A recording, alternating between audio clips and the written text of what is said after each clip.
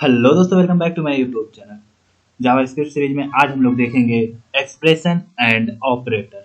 दोस्तों, expression operator क्या होता है, ये कितने टाइप का होता है, ये सारी चीज़ें आज हम लोग देखेंगे एक वीडियो में। इसके लिए मेरे वीडियो के अंत तक बने रहिएगा और अगर आप चैनल पर नए हैं तो मेरे चैनल को सब्सक्राइब कर लीजिएगा। तो चलिए दोस्तों, बिना देरी किए हुए समझते हैं एक्सप्रेशन एंड ऑपरेटर। सबसे पहले दोस्तों हम लोग आते हैं एक्सप्रेशन क्या होता है। एक्सप्रेशन दोस्तों दो ऑपरेंड को मिलाकर बनता है, यानी कि सिंपली आप हमारी स्क्रीन पर देखिएगा, यहाँ पर operand and operand equal to expression.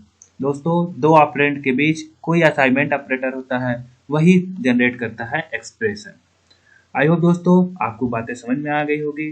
अगर हम लोग एग्जांपल लेकर चले तो यहाँ पर 5 + 5 इक्वल टू 10। दोस्तों यहाँ पर 5 और 5 ऑपरेंड हो गया और ये हमारा प्लस ऑपरेटर हो गया एंड 10 एक्सप्रेशन हो गया। आई होप दोस्तों आपको एक्सप्रेशन समझ में आ गया होगा। तो चलते हैं दोस्तों, समझते हैं सबसे पहले हम लोग असाइनमेंट ऑपरेटर क्या होता है। दोस्तों जब हमें कोई भी वैल्यू असाइन करनी होती है, न्यूमेरिकल वैल्यू असाइन करनी होती है, तब हम असाइनमेंट ऑपरेटर का यूज़ करते हैं। असाइनमेंट ऑपरेटर सिंपली दोस्तों वैल्यू को वेरिएबल में स्टोर कराता है।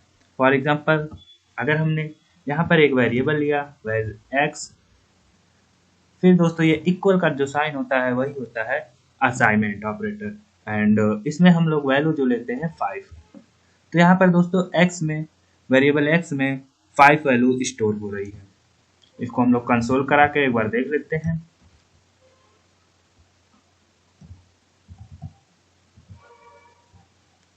एक्स की वैल्यू को कंसोल करा देते हैं दोस्तों, और इसको हम लोग एक बार देख लेते हैं क्या आता है। सिंपली दोस्तों 5 हमारा कंसोल में आएगा, तो देखिए दोस्तों यहाँ पर 5 आ चुका है। तो दोस्तों जब भी हमें कोई वैल्यू असाइन करानी होती है तो वहाँ पर हम लोग असाइनमेंट ऑपरेटर का यूज करते हैं। उसके बाद दोस्तों हमारा नेक्स्ट जो आता है अर्थमेटिक ऑपरेटर। अर्थमेटिक ऑपरेटर में दोस्तों हमारा plus, minus, multiply and divide आता है। और दोस्तों अर्थमेटिक ऑपरेटर में आपका post increment and post decrement and pre increment and pre decrement भी आता है। ये क्या होता है, ये सारी चीज़ें अभी हम लोग देखेंगे। सबसे पहले दोस्तों आप लोगों को अर्थमेटिक ऑपरेटर बता देता हूँ। मैं दोस्तों इसी कॉपी करूँगा एंड उसके बाद दोस्तों एक और वेरिएबल में बना लेता हूँ।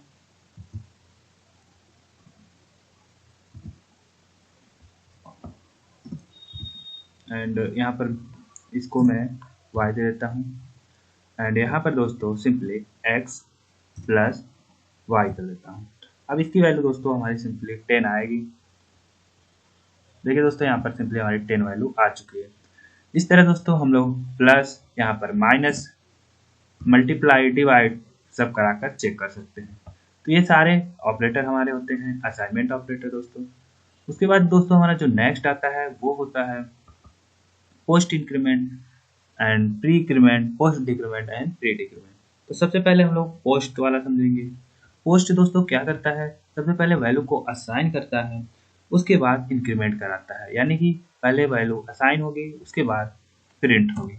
चलिए यहाँ पर पहले हम लोग पोस्ट इंक्रीमेंट का यूज करते हैं।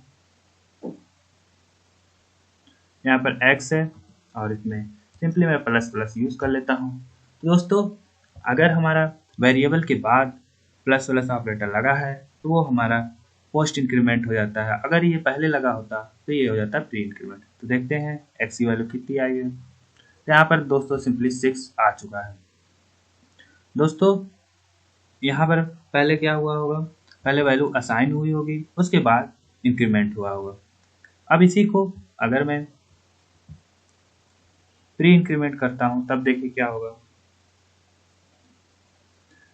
यहाँ पर भी वैल्यू 6 ही आएगी।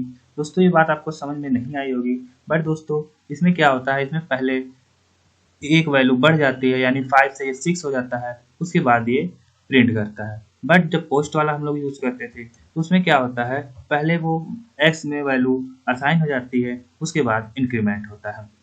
इसी तरह सेम कंसेप्ट दोस्तों डिक्रीमेंट का है, post decrement and pre decrement. तो चलिए देखते हैं, इसकी वैल्यू 4 आनी चाहिए। तो यहाँ पर सिंपली दोस्तों 4 आ चुका है। एंड सेम एज हमारा प्री डिक्रीमेंट भी होता है। ये दोस्तों आपको लूप वाले क्वेश्चन में अच्छे से समझ में आ जाएगा। अगर आपको कंफ्यूजन है तो दोस्तों लूप वाला जरूर वीडियो चेकआउट करिएगा, जो कि मैं आगे बताने वाला हूँ। आई होप दोस्तों आपको अर्थमेटिक ऑपरेटर समझ में आ गया होगा। तो चलते हैं दोस्तों, उसके बाद हम लोग लॉजिकल ऑपरेटर पर। लॉजिकल ऑपरेटर क्या होता है? लॉजिकल ऑपरेटर बुलियन ऑपरेटर होता है जिसमें हमेशा वैल्यू ट्रू या फॉल्स आती है। तो चलिए दोस्तों अब समझते हैं कि लॉजिकल ऑपरेटर में कौन कौन से ऑपरेटर होते हैं। सबसे पहले हमारा होता है एंड ऑपरेटर दोस्तों। उसके बाद हमारा आता है और ऑपरेटर। और ऑपरेटर दोस्तों सिंपली डबल असाइन होता है। इसके बाद दोस्तों हमारा आता है नॉट ऑपरेटर। ये तीनों ऑपरेटर हैं दोस्तों, तीनों का अलग अलग काम है। इसमें दोस्तों वैल्यू तभी ट्रू होगी जब दोनों वैल्यू ट्रू होगी। इसमें दोस्तों कोई भी एक वैल्यू ट्रू होगी तो वैल्यू ट्रू हो जाएगी। ये दोस्तों ट्रू को फॉल्स करता है एंड फॉल्स को ट्रू करता है। तो चलिए दोस्तों सबको बारी बारी से समझते हैं। मैं इसी को प्रिंट करा दूंगा, कॉपी करूंगा और फिर प्रिंट कराऊंगा दोस्तों। एंड एक वैल्यू और मैं ले लेता हूँ, where b इक्वल टू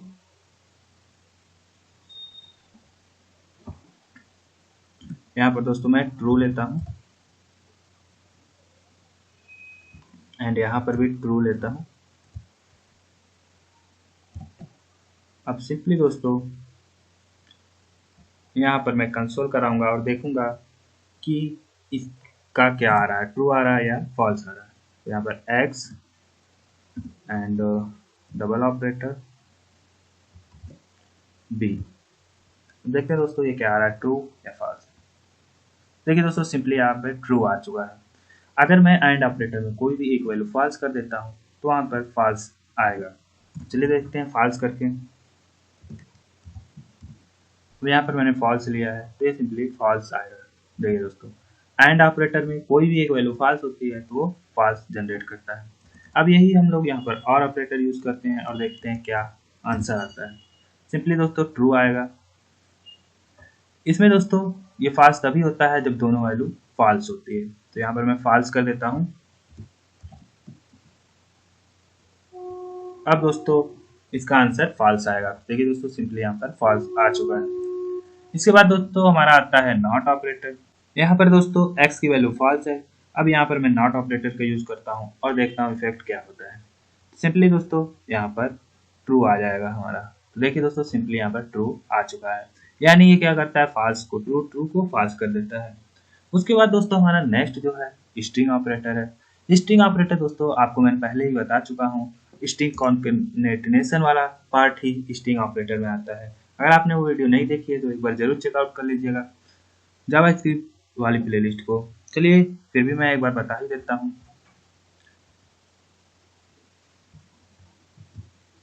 यहाँ पर दोस्तों सिंपली एक्स में मैं कोई स्ट्रिंग ले लेता हूँ, मान लीजिए कुछ भी, एंड दोबारा एक और वेरिएबल बनाता हूँ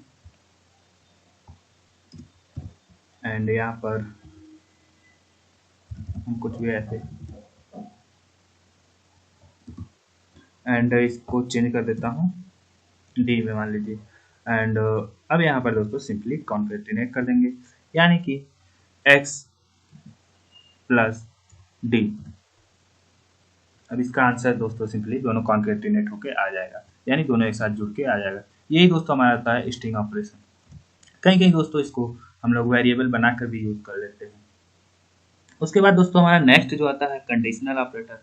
कंडीशनल ऑपरेटर दोस्तों आपको लूप में मैं समझा दूंगा, क्योंकि ये पूरी तरीके से लूप का शार्ट वर्जन है, तो मैं आपको वहीं पर समझा दूंगा, वहां पर आपको अच्छे से समझ में आएगा, इसलिए मैं यहाँ पर नहीं समझा रहा हूँ। उसके बाद दोस्तों हमारा नेक्स्ट जो आता है कंपेरिजन ऑपरेटर। कंपेरिजन ऑपरेटर भी दोस्तों बहुत ही इंपॉर्टेंट होता है। तो चलिए समझते हैं कंपेरिजन ऑपरेटर में क्या क्या ऑपरेटर आते हैं। सिंपली दोस्तों कंपेरिजन ऑपरेटर में equal to, not equal to, greater than, less than, greater than equal to and less than equal to operator आते हैं। तो चलिए एक एक करके सारे ऑपरेटर को समझते हैं। सबसे पहले हम लोग इक्वल टू ऑपरेटर को समझेंगे। यहाँ पर सिंपली सेम है।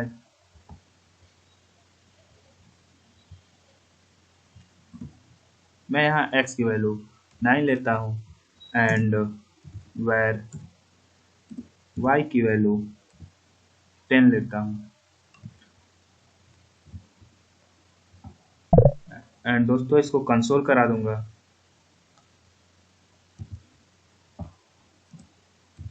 याद रहे दोस्तों, कंपैरिजन ऑपरेटर भी हमेशा ट्रू एंड फॉल्स रिटर्न करता है। यहाँ पर पहले मैं x equal to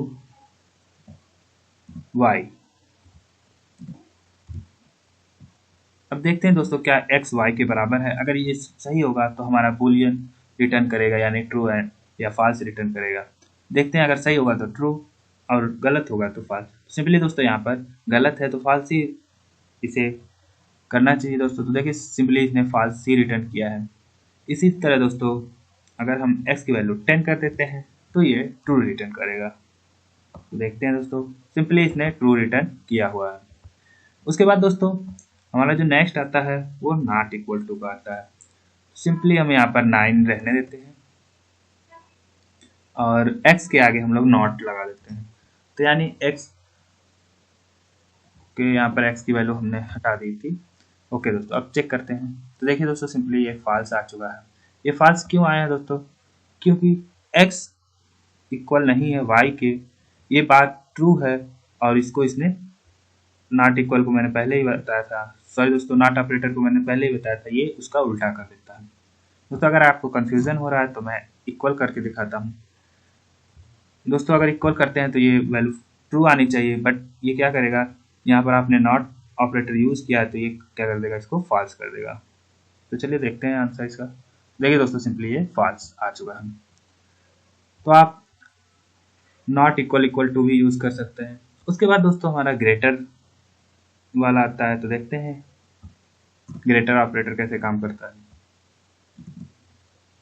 x greater then y and हम x की वैल्यू 6 ले लेते हैं। तो यहाँ पर देखिए दोस्तों x की वैल्यू 6 है और y की 10 है, यानी यहाँ पर बड़ा 10 है, तो ये वैल्यू फॉल्स आनी चाहिए। तो चलिए इसका आंसर चेक कर लेते हैं, क्या x y से बड़ा है? नहीं। तो देखिए दोस्तों यहाँ पर सिंपली फॉल्स आ चुका है। उसके बाद x लेस देन y। याद रहे दोस्तों ये लेस का होता है और जो मैंने पहले यूज़ किया था वो ग्रेटर का होता है। तो देखिए दोस्तों यहाँ पर simply x less than y, तो ये बात सही है तो हमें ये ट्रू रिटर्न करेगा। तो देखिए दोस्तों सिंपली इसने ट्रू रिटर्न किया है। उसके बाद दोस्तों हमारा आता है x greater than and equal to y।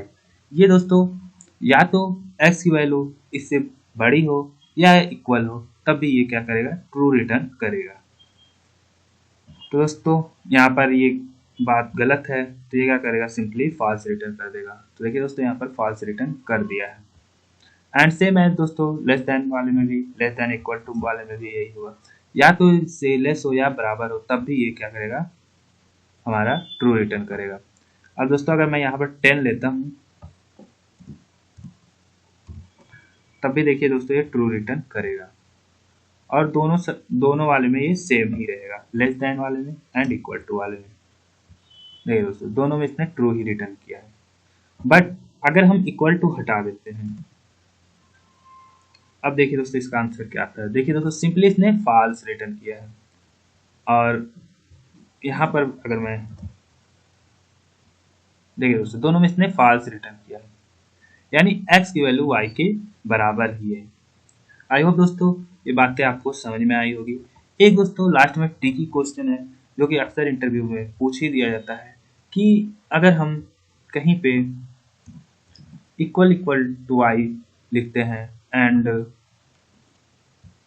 एक बार मैं अब पेंट कराता हूँ, यहाँ पर ट्रिपल इक्वल टू यानी x triple equal to y, तो इन दोनों में क्या डिफरेंस है। तो दोस्तों अभी देखते हैं, दोनों की वैल्यू ट्रू आ रही है। बट दोस्तों अब आप एक चीज देखिएगा, अगर मैं इनको सिंपली दोस्तों इनको मैं अगर स्ट्रिंग बनाता हूं तब भी देखिएगा ये ट्रू रिटर्न करेगा और एक फॉल्स। तो देखिए दोस्तों एक ट्रू रिटर्न कर रहा है, सॉरी दोस्तों इसमें कुछ मिस्टेक है, मैं चेक कर लेता हूँ। ओके दोस्तों, इसको हमने असाइन नहीं। ओके दोस्तों, अब देखिएगा एक ट्रू एंड एक फॉल्स। एक ने दोस्तों देखिए यहाँ इक्वल इक्वल टू ने ट्रू रिटर्न किया है। ये सिर्फ क्या देखता है कि हमारे सामने जो खड़ा है हमारी तरह ही है कि नहीं। अगर उसे अपनी तरह लगा तो वो ट्रू रिटर्न कर देता है। बट हमारा सेकंड वाला जो है वो देखता है जो हमारे सामने खड़ा है, यानी हमारे सामने जो वैल्यू है वो हमारी तरह ही है, हमारी तरह व्यवहार भी उसका है, हमारी तरह करेक्टर भी उसका है, उसके बाद ही वो ट्रू रिटर्न करती है। दोस्तों इससे मतलब ये है कि हमने पहले वेरिएबल में x की वैल्यू 10 ली है जो कि एक स्ट्रिंग टाइप है, और दूसरे में हमने वेरिएबल y की वैल्यू 10 ली है जो कि एक नंबर है। दोनों का व्यवहार दूसरा है, इसलिए ये फॉल्स रिटर्न कर रहा है और ये ट्रू रिटर्न कर रहा है। आई होप दोस्तों ये बात आपको समझ में आ गई होगी कि अगर हमारा डबल इक्वल टू है तो वो केवल वैल्यू को चेक करता है, एंड अगर हमारा ट्रिपल इक्वल है तो वो हमारा डेटा टाइप भी चेक करता है। आई होप दोस्तों ये सारी बातें समझ में आई होगी। मिलते हैं ऐसे ही धमाकेदार वीडियो में, तब तक के लिए नमस्कार।